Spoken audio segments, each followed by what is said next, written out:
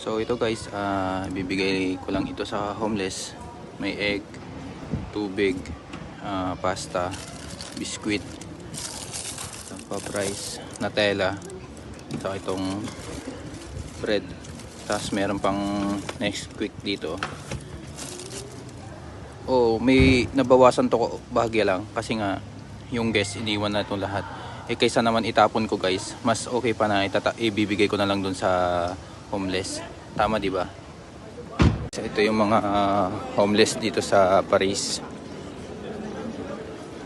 So doon meron naman ng pagkain yung isang homeless doon.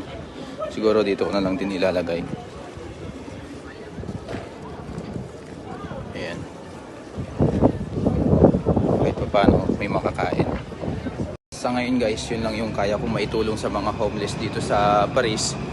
Kasi hindi naman ako ganun kaluwag sa pera dito, at saka syempre kaysa naman itapon ko yung pagkain na iniwan ng guest, siguro wala namang mga sakit yung guest, at least kaysa naman yung mamulot sila ng pagkain dun sa basura. Kasi halos karamihan na nakikita kong mga homeless dito ay namumulot ng pagkain sa basura.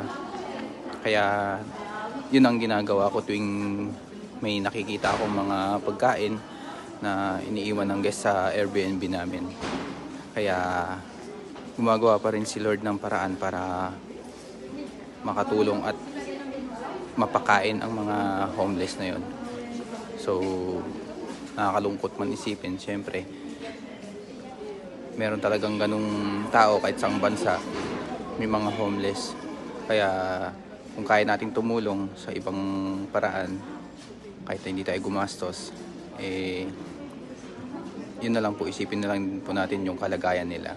Saka wag natin husgahan yung bawat isa sa atin, dahil bawat isa sa atin may mga pinagdadaanan. Yun lang po. God bless all. Salamat po sa lahat.